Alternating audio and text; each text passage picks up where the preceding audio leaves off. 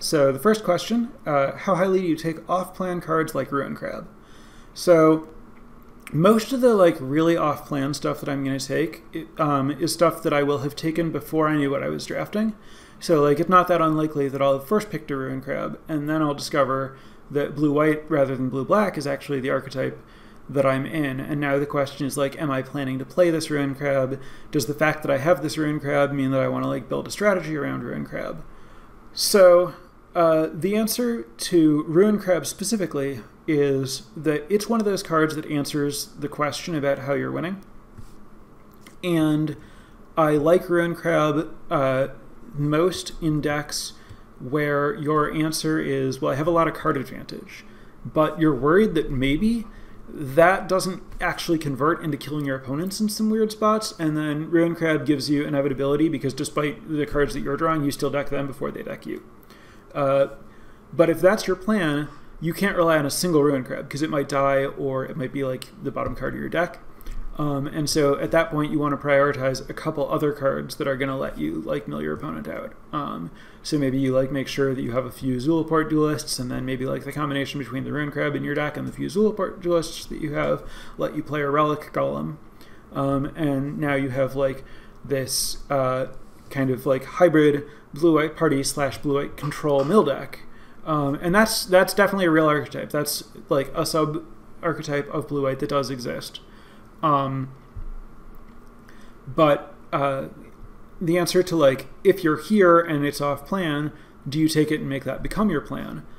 For Ruin Crab specifically, again, if I'm a Sky's aggro deck, Ruin Crab has no place in my deck and I'm just not going to take it. But if I'm the more spells control type deck, now Ruin Crab has a little bit more utility and I'm a little bit more interested in that, and basically I have to decide, okay, well, in the way that I expect my game plan to play out, does this constitute a bomb, even though it's not contributing to my thing?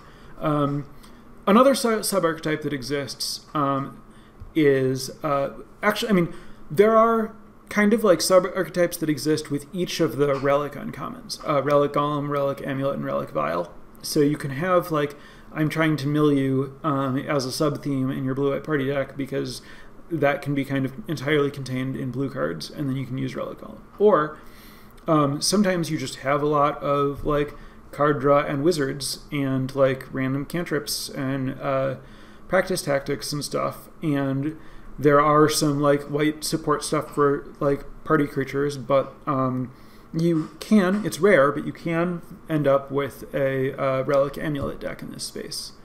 And then, similarly, Relic Vial is so incredibly busted with Attendant Healer that, if you have, 2 Attendant Healers, you basically just want to play a Relic Vial, no matter what. And obviously, there are plenty of Clerics available in white, it's just a pretty strong card if you have a Cleric in play, so it's not as good as it is in white-black because you don't have the reanimation elements that black has that let you get back the creatures that you've sacrificed, but it still does sometimes have a place in cleric-dense blue-white party decks, especially when you have exactly Attendant Healer, which is the thing that makes a 1/1 when you gain a life for the first time each turn.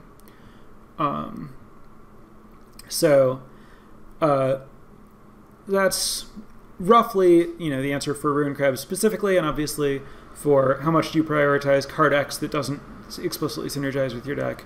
Ultimately, it comes down to, well, how strong is card X? Are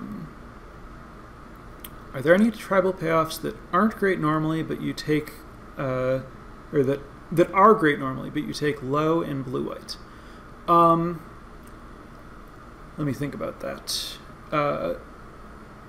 So Allied Assault is a strong card, but I have found that it has performed less well for me in blue-white than in red-white, because in red-white I'm more likely to be attacking and trying to get them dead and using that to get a big damage punch at the end, and I can play it on the red Trampoly Warrior, whereas in blue-white I have so many other spells that pay me for my types that like, I guess basically what I'm saying is Practice Tactics is better in blue-white than Allied Assault, whereas Allied Assault is better than Practice Tactics in red-white. So the prioritization of those cards flips in those two party archetypes, for example. So there are some things that definitely change value. That's the first one that comes to mind, where it's like distinctly better in a different party archetype than it is in this party archetype. Outside of that, like I think Skyclave Plunder is better in blue-white than it is in blue-red. Skyclave Plunder is kind of like at its best in blue-white because of cards like Practice Tactics that kind of like mean that blue-white is the best at having a low curve, which plays well with having expensive card draw spells. It's also the best at having a large party to get the most advantage of the scry-like effect from Skyclave Plunder. What percent of your blue-white decks end up being long-term value versus beatdown decks? So that's going to be more a statement about how Sam drafts than about what blue-white wants to be doing. I am someone who naturally has a bias toward playing long value games, and so I am going to end up with a higher ratio of long-term value decks in any archetype than another player drafting a similar archetype would. So for me, most of my blue-white decks are long-term value decks, but that's not a recommendation about how other players should draft blue-white, because I do think that like the Seafloor Stalker heavy, the blue-white decks with a real emphasis on Seafloor Stalker, I do think that those decks are good, and I've been impressed by like the strength of Seafloor Stalker in those kinds of games.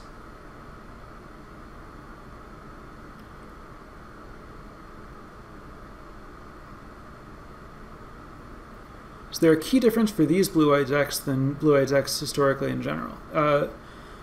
Is the next question.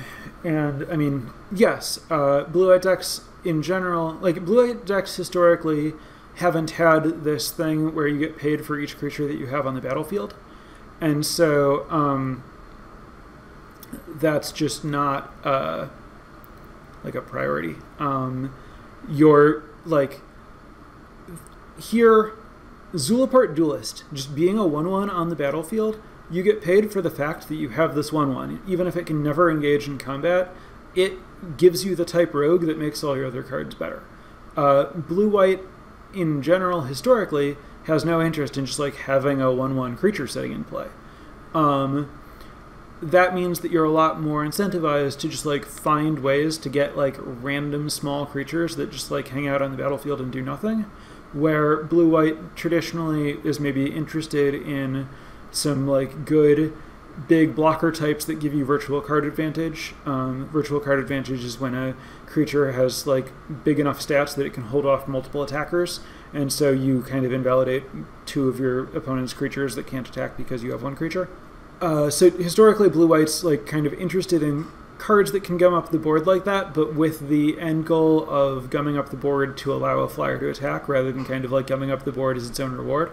Which ultimately, I mean, functions like pretty similarly, but isn't quite the same. I think the whole party thing is like a different, like it feels very like in the spirit of blue-white. It's a different take on stuff blue-white has done, but it certainly leads to thinking about things different. All right, next question. If you had a strong start in two other colors, is there something that would make you move to blue-white? So my answer to that is that's really a like general drafting philosophy question rather than something specific here. And the answer is that any pick that I'm making, I'm always evaluating like potential upside against opportunity cost. So if I'm like a few picks into a draft and I'm drafting red-green landfall, and it seems to be going pretty well, and maybe 4 picks in or whatever, and then my 5th pack has a Spoils Adventure, and I'm like, oh wow, this is like a really good uncommon in an archetype I really like, and 4 other people have passed on this, which means 4 other people are probably not interested in drafting this archetype. So that's a pretty strong signal that this is open. But if I take it, I have to just like throw 4 cards in the garbage if I'm going to actually play with it.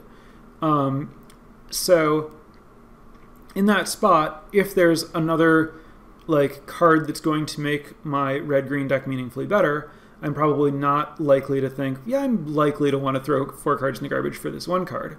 But if there isn't a like card that would meaningfully improve my red-green deck, like there's I don't know, some kind of like replacement level-ish creature in red-green versus like this thing here, I might see the fact that there isn't a card that my deck really wants as a sign that there might not be cards that I really want later, and see a really high potential ceiling for taking this card and having the potential to switch if it's open and I see more stuff like that. So I'm happy to like take a random floater on a card that's much stronger than all the cards in the pack, but in a different archetype, and then just see where we go from there. But if there's a card that's just a little bit worse, you know, if it's like, well, there's a 9 in this archetype and like a 8 in the archetype I'm drafting, well, sorry, 9, I'm just not in a place where I can take advantage of you yet.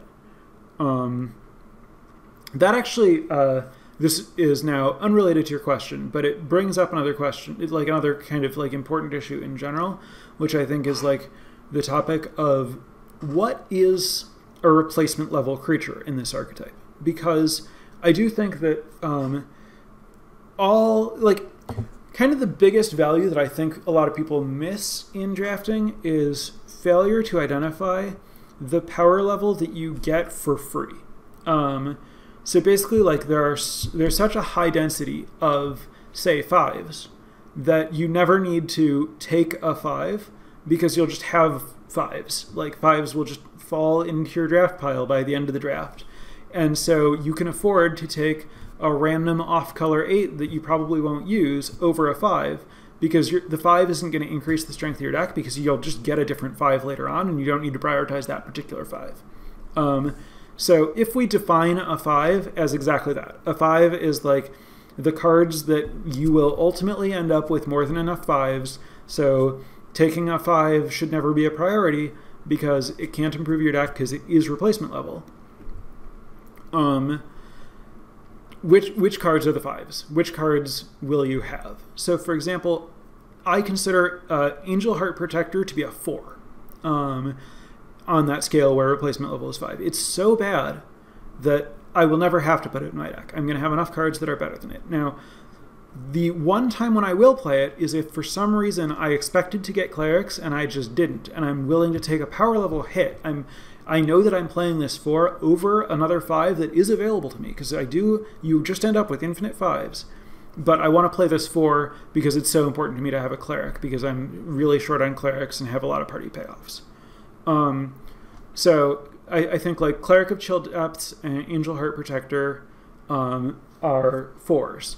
Whereas I think like Cascade Seer, Cliffhaven Sellsword, Kabira Outrider, Expedition Healer, cards like that to me are 5s. I'm never going to take any of them over a card that will be a number higher than 5 in any specific moment or context. So I'll take any sideboard card over them. I'll take any off-color, reasonably strong card, any like pivot to another archetype, anything I could see myself having a reason to use, I'll take over any of the like interchangeable 5s through most of the draft.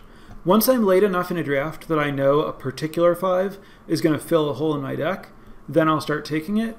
But for the vast majority of the draft, I just expect that I'm going to have some of those, and a 5 will never improve my deck, so I'm never going to spend a pick on it over something that might improve my deck in some kind of narrow circumstance. Oh yeah, this is a great question. So the question here is, are there other decks you can more easily backdoor into drafting blue-white from if like that other archetype isn't there and you just kind of pivot? Because it is really important to be aware of the pivots that are available in drafts, and you definitely want pivoting to be in your range. And the thing that I was talking about like taking floaters in archetypes that you're not but could shift into, Obviously, it's much better if you're drafting red-green landfall to be able to pivot into like a red or green card that's going to take advantage of half of the picks you've already made, rather than like taking a blue-white gold card that's not going to be able to use any of it, for example. So, I mean, obviously, you know, any archetype where you are blue or white is going to be able to pivot more smoothly than any archetype where you're not blue or white, right? But, you know, going a step beyond that, obviously any archetype where you're actively looking for party is probably more likely to be able to pivot than one where you're not. So, for example, green-white, at least the way that I draft it, tends to not be a party archetype. That prioritizes landfall creatures and +1/+1 counter stuff, which mostly exists on creatures that don't have party types. So if I've been drafting white and like really highly prioritizing like 2/3 vigilance 4-drops that get counters on them and 1/1 landfall uncommons that get counters on them, I'm unlikely to have any white cards that I'll be excited about in a blue-white party deck. Whereas if I was drafting like black-white clerics, then I'll have already been prioritizing clerics and I'll have already been like aware of party benefits and stuff like that. So it's much more likely that you'll shift into blue-white party from white-black clerics or blue-red wizards or like red-white party than it is that you'll shift into it from like blue-green kicker or green-white landfall. Blue-green kicker to green-white, or blue-green kicker to blue-white party is a particularly relevant pivot for me to be aware of because those are my two favorite archetypes. And they are drafted very differently. The blue cards that I prioritize in those decks are extremely different from each other. But also, like, the blue-green kicker cards are so strong that it's not like bad to have to play any of them in a blue-white party deck. And the way that I draft blue-green kicker prioritizes all the blue cards over basically all the green cards in that archetype. And so it's like not that weird that I'll have just like taken a bunch of blue kicker cards and then I'll be like, oh wow, I'm really not seeing any green cards, but here's a strong white card. And then I end up in this like blue kicker base deck with some white cards, and then I have to try to figure out how much I want to pivot into taking advantage of party versus kind of drafting the like blue-white control deck that like uses the like leans really highly on the blue kicker stuff. And I think that that exact pivot is how you often end up in the like Tizim Royal Mage control version of party, where like maybe I have like a domination and some field researches and some Royal Mages, and now I just kind of like round that out with like a Shepherd of Heroes and some practice tactics, and I have this like powerful spells control deck that uses party. And I need to see as soon as I'm shifting into white there, that now I need to reevaluate how I've been prioritizing my blue cards and put myself in a position to take advantage of the party stuff. And like I do want to like pay attention to that pivot, but when the pivot happens, you don't want to just throw away all the like blue kicker cards that you already drafted. So you try to like build this hybrid version that's a little bit more controlling, and that deck is often going to end up with a lower prioritization of Seafloor Stalker and kind of follow the pattern that I talked about earlier. All right, now we have another question. Is there a big difference between best of 1 and best of 3 with this deck, and how you try to draft to Mythic? So I'm still working on figuring that out, to be honest. Most of my drafting in this format, when I was like learning the format, has been best of 3. And I do prefer drafting this format best of 3. And I have been a lot more successful in best of 3. So after like having really, really, really successful runs, like winning remarkably close to all of my matches with blue-white party in best of 3, switching to best of 1, I've definitely struggled more. And I think part of that is just like the draw smoother, rewarding people for being more aggressive than I'm used to needing to be, and Part of it is just like not being able to sideboard to like, adjust for that, and to like, cut some of my card draw stuff for some like defensive creatures and stuff like that, to adjust.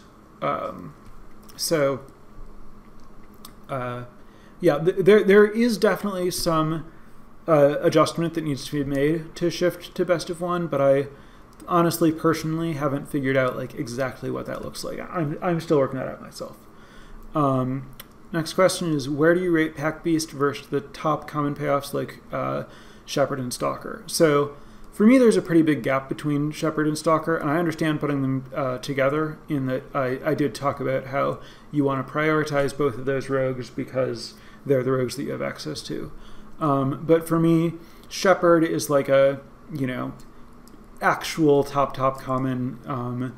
Like you can take it over a lot of uncommons, and I'm taking it over basically every other common. Whereas Seafloor Stalker is like, I'm not sad if I have to try to table this because not very many other people want it very much. And also like with Shepherd of Heroes, even though it costs a lot, I'm pretty happy to play like a lot of them. Whereas with Seafloor Stalkers, like it's kind of a like more dedicated finisher where like it's not the end of the world if I have to play 3 or 4 copies of this, but I get a lot more value out of the first like 2 copies than I get out of subsequent copies. So Shepherd of Heroes is a much higher priority than Seafloor Stalker, which factors into my answer about how I rate Pack Beast compared to them, in that I have Shepherd of Heroes above Pack Beast and Pack Beast above Seafloor Stalker. So like I have actually thought through like precisely where I have Pack Beast in my rankings. So for example, in Clerics, like I think that Stonework Pack Beast is right behind Shepherd of Heroes, Attendant Healer, and Core Celebrant. But it's better than Skycliff Cleric and Kitesail Cleric and Expedition Healer, as far as like which clerics I take above and below it. Whereas like for rogues, I take the rare rogues, Nimble Trapfinder, Glasspool Mimic, and Thieving Skydiver over Stonework Pack Beast, but I take Stonework Pack Beast over every common and uncommon rogue. And then with wizards, I take the rare wizards, Linvala and Master of Winds, and Umara Mystic, which is the DFC wizard, over Stonework Pack Beast, but I actually take Stonework Pack Beast over all of the commons and most of the uncommon wizards. Warriors, similar situation. I take all the rares and Emeria Captain, so Squad Commander, Tazri Beacon of Unity, Emeria Captain, and Legion Angel over Stonework Pack Beast, but I take Stonework Pack Beast over all of the commons and all the uncommons except for Emeria Captain. So if you want really precisely where Stonework Pack Beast is in my pick order, that's the answer. Yeah, so I was asked about why I have Pack Beast over Royal Mage, with a follow-up question that says, in Wizards specifically, and I think that might be the stumbling block here. Note that everything that I'm talking about in this session, I don't know if you came in late or anything, but everything that I'm talking about here is for my rankings only and exactly in drafting Blue-White Party. None of what I'm saying applies when you're drafting any other deck. Some of it might happen to be true, but I'm not making any statements about any other possible archetypes you could be drafting. So it's just Tazima Royal Mage is less of a priority than Stonework Pack Beast when I'm drafting Blue-White Party. And so the reason that I want this, relatively vanilla 2-1 over a 2-1 with what I do consider a good ability is that I just think that, getting your party payoffs matters a lot, and wizards are highly replaceable. You have the most depth among playable cards in the wizard tribe compared to the other 3 classes in blue-white. So Royal Mage is... So also, I've talked about this like sub-archetype of like Royal Mage control, where Royal Mage moves up your pick order if you have some really, really strong spells to get back. So we're talking like good, uncommon, and rare spells. If you have that kind of card, now you shift Tazima Royal Mage up. Now Tazima Royal Mage, you take it above Stonework Pack Beast, you probably take it above Umara Mystic. But when you don't have that, and when you're just looking at commons to return with Tazima Royal Mage, now I think that your deck isn't great at taking advantage of it. The card you're getting off, it's not that big of a deal. And the advantage of Stonework Pack Beast working with all your class synergies and powering up all your party stuff is a lot bigger than the advantage of Tazima Royal Mage potentially kicking and getting like a Practice Tactics back. Is Into the Royal worse than Practice Tactics in this archetype? Both cards are really good. I haven't addressed the rankings between those cards specifically, but I have talked about how I want to really maximize my creature density, and then the fact that Into the Royal replaces itself means that it kind of like doesn't cut into your creature density as much as other spells would. And I think both cards are great. In general, I believe that Practiced Tactics is a higher priority than Into the Royal for most versions of this deck. I do think it changes somewhat. Again, like if you have Royal Mage, then Into the Royal goes up because, like, especially if you have like really good cards to return with Royal Mage, because you end up in spots where you're like using Into the Royal to get your Royal Mage to get back your really strong spell or whatever. But by default, flexible, and I want some of each. I prioritize tactics above Into the Royal, but like I have made kind of like a rough list of exactly how highly I prioritize like everything in this archetype, and I do have Practice Tactics exactly above Into the Royal on that list. So they're like adjacent, very similar power level, but I prefer Tactics. I'll note that I prefer Tactics by a little bit in this archetype, but that means that like Into the Royal I prefer as a card in the format in general. So like pack one, pick one, or like pretty early on if I'm not sure which archetype I am, but for some reason I'm considering both a blue card and a white card, I'll definitely lean Into the Royal. And that could mean even in a spot where like I first pick a card that means I'm probably going to want to be this archetype, I would still probably take Into the Royal in case I end up pivoting or something like that, because it's a more flexible, stronger card. And also, you're not going to table Into the Royal where you might table Practice Tactics. So I do think, particularly early in the draft, it's reasonable to like pick Into the Royal over Tactics, even though ultimately when I'm building my deck in this archetype, I think that if you only have one or the other, the deck will be stronger with Tactics. I guess I'm going to move toward wrapping this up. Really appreciate everyone who tuned in, especially those of you who asked questions. Great questions. Happy to have help with figuring out exactly what I should be expanding on here. I think this, was roughly how I was hoping this first thing would go. So I'm excited to get all this up in podcast form, and for all of everyone watching this on YouTube and listening to the podcast, I appreciate all of you tuning in. And if you want to catch the live stream and be able to answer questions and participate in all of that, I will be recording this weekly at 8 p.m. Central, 9 p.m. Eastern, do the math for other time zones, every week Thursday. So tune in Thursday evening to catch this podcast live and get to ask questions. And if you can't make it, I hope the people here asked whatever questions those of you listening had. And I'm excited to keep, diving into further archetypes in future episodes.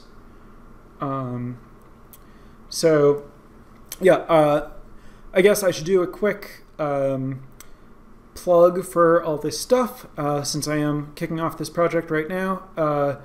So there's a typo in the Patreon link, but that'll get fixed up.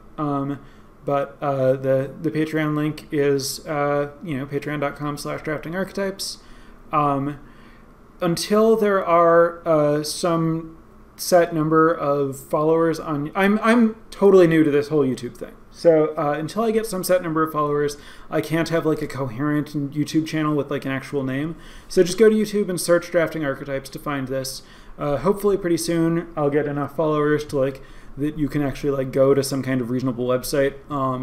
And if you want to help me do that, then be sure to search on YouTube and follow this channel.